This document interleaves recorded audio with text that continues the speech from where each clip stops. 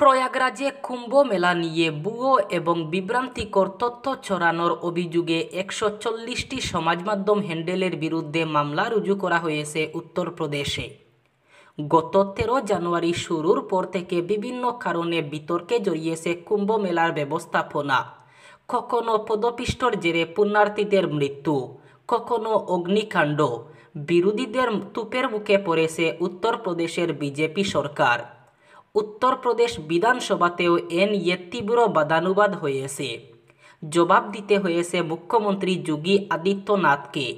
এই পরিস্থিতিতে উত্তরপ্রদেশ পুলিশের ডিআইজি বৈভব কৃষ্ণ জানান, বিভ্রান্তিকর তথ্য ছড়ানোর অভিযোগে 140টি সমাজমাধ্যম হ্যান্ডেলের বিরুদ্ধে মামলা দায়ের করা হয়েছে। সব মিলিয়ে দায়ের হয়েছে 13টি এফআইআর।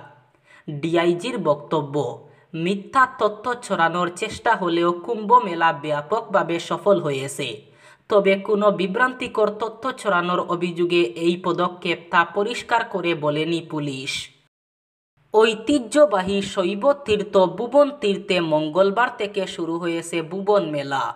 বিকেল 2টায় মতিনগরে ভুবন তীর্থ মেলা যাত্রী মেলার উদ্বোধন করেন বিজেপির কাছাড় জেলা সভাপতি রূপম সাহা। পরে কৃষ্ণপুরে বিকেল 3টায় কৃষ্ণপুর গঙ্গানগর ভুবন তীর্থ যাত্রী মেলার উদ্বোধন করেন কাছাড়ের জেলায়ুক্ত মৃদুল যাদব এবং বিজেপির কাছাড় জেলা সভাপতি রূপম সাহা। এদিন তারা ফিতা কেটে মেলার উদ্বোধন করেন। এরপর কৃষ্ণপুর চরণ মন্দির কমিউনিটি হলে এক সভা অনুষ্ঠিত হয়। শুরুতে সভায় বক্তব্য রাখেন ভুবন তীর্থ উন্নয়ন ও পরিচালন সভাপতি সোমেন দাস। বিজেপির কাছাড় জেলা সভাপতি রূপম সাহা ভুবন তীর্থে আসা সকল পুণ্যার্থীদের শুভেচ্ছা জানিয়ে সতর্কতা অবলম্বন করে শান্তিপূর্ণভাবে ভুবন বাবার পুজো দিতে আহ্বান জানান। জেলায়ুক্ত ভুবন তীর্থে আসা পুণ্যার্থীদের নিরাপত্তার উপর গুরুত্ব আরোপ করেন। তিনি বলেন, বিগত দিনে ভুবন তীর্থে পুজো দিতে এসে অনেক পুণ্যার্থীর মৃত্যু হয়েছে। তার কথায় মহাশিবরাত্রি উপলক্ষে ভুবন তীর্থে 5-6 লক্ষ তীর্থযাত্রী পাহাড়ে উঠবেন। গৌহাটিতে শুরু হয়েছে অ্যাডভান্টেজ অসম 2.0।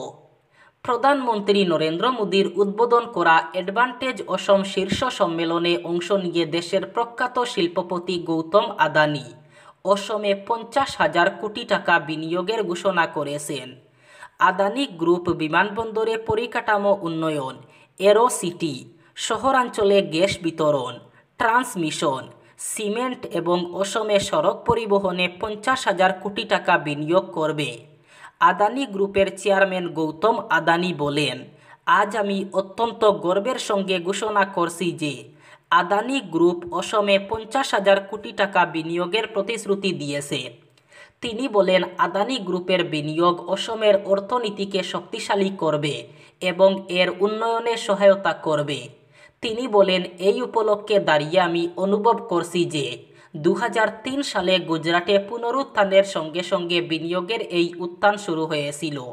তিনি বলেন, প্রধানমন্ত্রী নরেন্দ্র মোদীর দৃষ্টিভঙ্গি আইকনিক ভাইব্রেন্ট গুজরাট গ্লোবাল সামিটে পরিণত হয়েছে, যা একটি পুলিঙ্গ হিসাবে শুরু হয়েছিল এবং তা একটি জাতীয় আন্দোলন হিসাবে আবির্ভূত হয়েছে, যা প্রতিটি রাজ্যকে বিনিয়োগ চালিত অর্থনৈতিক রূপান্তরের শক্তি গ্রহণ করতে অনুপ্রাণিত করেছে। ভারতে মোবাইল ব্যবহারকারীদের জন্য বড় পরিবর্তন আসছে। সরকার নতুন নিয়ম চালু করেছে যা আগামী 1 এপ্রিল থেকে সিম কার্ড কেনা কঠিন করে তুলবে। এই নতুন নিয়মগুলির লক্ষ্য হল জাল সিম কার্ড বিক্রি বন্ধ করা এবং সমস্ত কার্ড ডিলারদের সঠিকভাবে নিবন্ধিত ও যাচাই করা তা নিশ্চিত করা। টেলিযোগাযোগ বিভাগ সমস্ত সিম কার্ড ডিলারদের তাদের ব্যবসা নিবন্ধন করা এবং যাচাই করা বাধ্যতামূলক করেছে।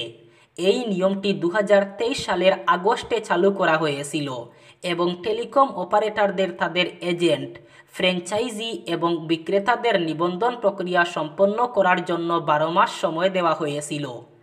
মূল সময়সীমা একাধিকবার বাড়ানো হয়েছে এবং নিবন্ধনের চূড়ান্ত তারিখ এখন আগামী 31 মার্চ 2025।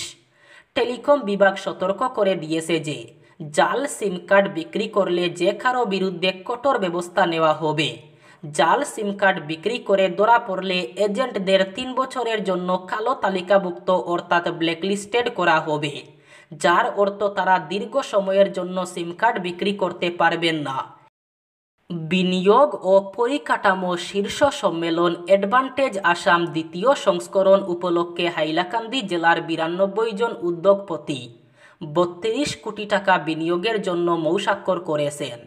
হাইলাকান্দি শহরের রবীন্দ্র ভবনে মঙ্গলবার প্রশাসনের উদ্যোগে আয়োজিত এক সভায় এই চুক্তি স্বাক্ষর করা হয়। স্বাক্ষর অনুষ্ঠানে জেলাশাসক নিসর্গ হিবারে বলেন, হাইলাকান্দি জেলায় শিল্প নির্মাণ, কৃষি, ফিশারি ইত্যাদি ক্ষেত্রে বিনিয়োগের ব্যাপক সম্ভাবনা রয়েছে। জেলায় কৃষি, উদ্যান শস্য, ফিশারি ইত্যাদি ক্ষেত্রের জন্য জমি প্রস্তুত রয়েছে। শুধু দরকার শিল্প উদ্যোগের মনোভাব নিয়ে প্রযুক্তির ব্যবহার। শিল্পোদ্যোগীরা এগিয়ে আসলে প্রশাসন থেকে সব ধরনের সহায়তার হাত বাড়ানো হবে। এক্ষেত্রে রাজ্য সরকারের শিল্প বিভাগের পোর্টালে common application form fill up করতে হবে।